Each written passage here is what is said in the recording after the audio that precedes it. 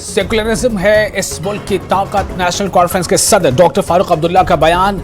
हलाल हराम मामले पर लफ्जी जंग पर महबूबा को मशवरा। कहा, महबूबा को इस मुल्क की बेहतरी के लिए सोचना होगा।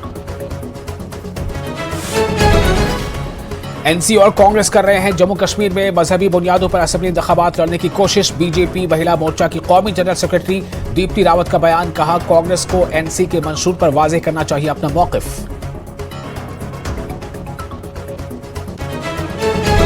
इंतखाबी मुहिम से दूर रहने के गुलाम नबी आजाद के फैसले के बाद डीपीएपी के रहनुमाओं में खासी बेचैनी। 4 उम्मीदवारों ने वापस लिए हैं अपने कागजात नामजदगी। जराये के मुताबिक कांग्रेस से रुजू कर रहे हैं कुछ लीडरान। अपनी पार्टी की जानिब से इंतखाबी मुहिम को किया गया है तेज। सुचेतगढ़ में भी एक बड़ा जलसा। लीडरान ने कहा, जम्मू कश्मीर में तबाही मचाने वाली जमातों को रखना है इक़्तिदार से दूर। असेंबली इंतखाबात के पहले मरहले के लिए चुनावी मुहिम जारी। त्राल से पीडीपी उम्मीदवार रफीक अहमद नायक की रैली। कहा, कामयाब होते हैं तो बदल देंगे त्राल की तकदीर।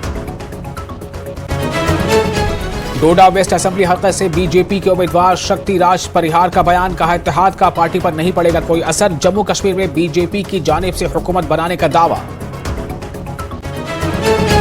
भदरवाह में 11 उम्मीदवार मैदान में। 5 उम्मीदवारों ने वापस लिए हैं अपने पर्चा नामजदगी। एक आजाद उम्मीदवार का बीजेपी लीडर दिलीप सिंह परिहार को हिमायत देने का ऐलान।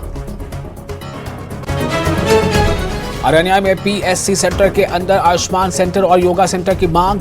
लोग सरापा एहतजाज। लोगों ने कहा, जगह देने के लिए भी तैयार।